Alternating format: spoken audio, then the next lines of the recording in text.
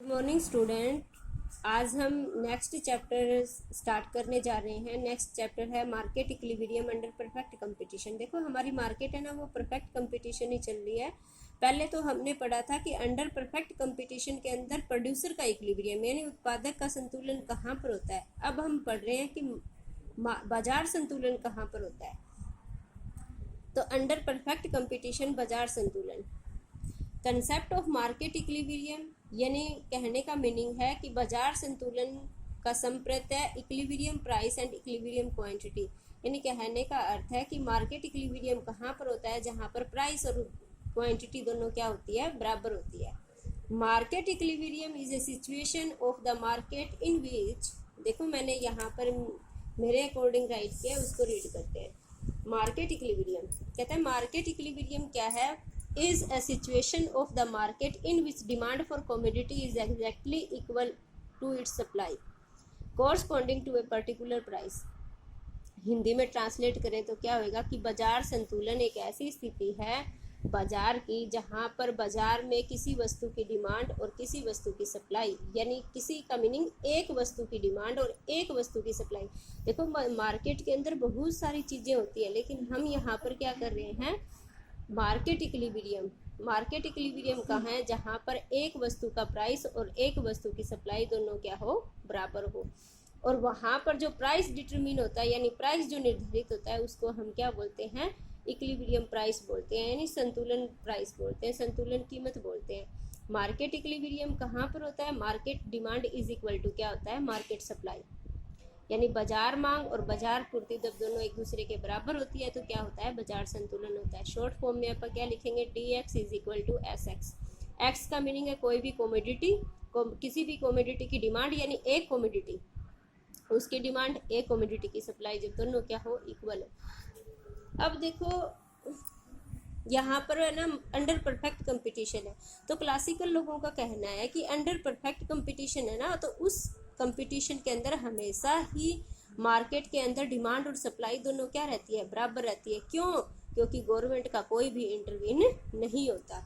अगर गवर्नमेंट का इंटरवीन नहीं होता तो वेज प्राइस फ्लेक्सिबिलिटी के कारण डिमांड और सप्लाई फिर दोबारा इक्वल हो जाती है, इसीलिए हमेशा प्राइस क्या रहता है, सेम रहता है।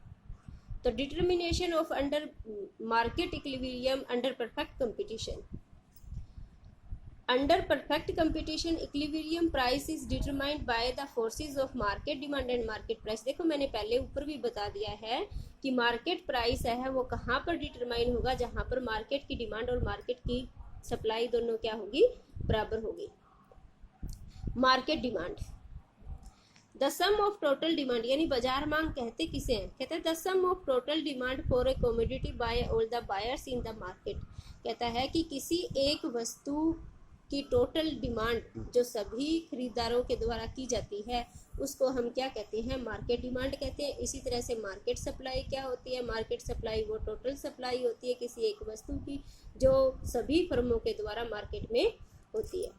तो इसको हम टेबल के थ्रू करेंगे कि इक्विलिब्रियम प्राइस कहाँ पर होता है अंडर परफेक्ट कंपटीशन में। यहाँ पर मैंने लिया है प्राइस, डिमांड और सप्लाई। प्राइस लिया है मैंने 5 4 3 2 1, डिमांड लिया है 50 40 30 20 10, सप्लाई लिए हैं मैंने, सॉरी यहाँ पर बेटे सप्लाई आएगा और यहाँ पे डिमांड बाय मिस्टेक लिखा गया मेरे से, यहाँ पे क्या आएगा, सप्लाई आएगा, यहाँ पे क्या आएगा, डिमांड आएगा। ऐसा क्यों, मेरे को कैसे पता लगे ऐसा क्यों, क्योंकि देखो प्राइस और डिमांड के अंदर तो क्या होता है, इन्वर्स रिलेशन होता है, और प्राइस और सप्लाई के अंदर क्या होता है, पॉजिटिव रिलेशन होता है। कहने का मीनिंग है कि प्राइस जब कम होएगा तो डिमांड बढ़ेगी, और प्राइस अगर ज़्यादा होएगा तो डिमांड क्या होगी, कम होएगी। अगर प्राइस ज़्यादा है तो सप्लाई भी ज़्यादा, प्राइस कम है तो सप्लाई भी कम। तो यहाँ पर प्राइस क्या है, 5 है, तो सप्लाई कितनी है, 54। देखो जैसे जैसे प्राइस कम हो रहा है सप्लाई भी कम हो रही है, और जैसे जैसे प्राइस कम हो रहा है तो डिमांड क्या हो रही है, बढ़ रही है। तो इन प्राइस और डिमांड के साथ तो इन्वर्स रिलेशन है, और प्राइस और सप्लाई के साथ पॉजिटिव रिलेशन है। इस 3 प्राइस के ऊपर, यानी जब प्राइस क्या है 3 है, उस पर मार्केट की डिमांड और मार्केट की सप्लाई क्या है, इक्वल है। ये क्या हो गया, इक्विलिब्रियम पॉइंट हो गया। एज ए फिगर करेंगे आप इसको। फिगर के अकॉर्डिंग क्या है, ओ एक्स के ऊपर हमने क्वांटिटी को लिया है, ओ वाई के ऊपर हमने क्या लिया है, प्राइस को लिया है। ये डी डी वकर है, ये क्या है, सप्लाई है। ये वो 3 वाला प्राइस है, 3 प्राइस के ऊपर यहाँ पर 30 डिमांड है और 30 ही क्या है, सप्लाई है, जो दोनों क्या है, इक्वल है।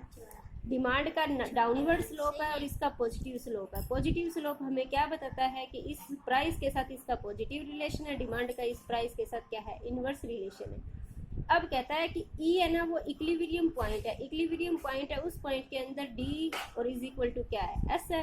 D is equal to S है, तो मार्केट की डिमांड और मार्केट में सप्लाई दोनों क्या है, बराबर है। बराबर कब है कि गवर्नमेंट का कोई इंटरव्यू नहीं है।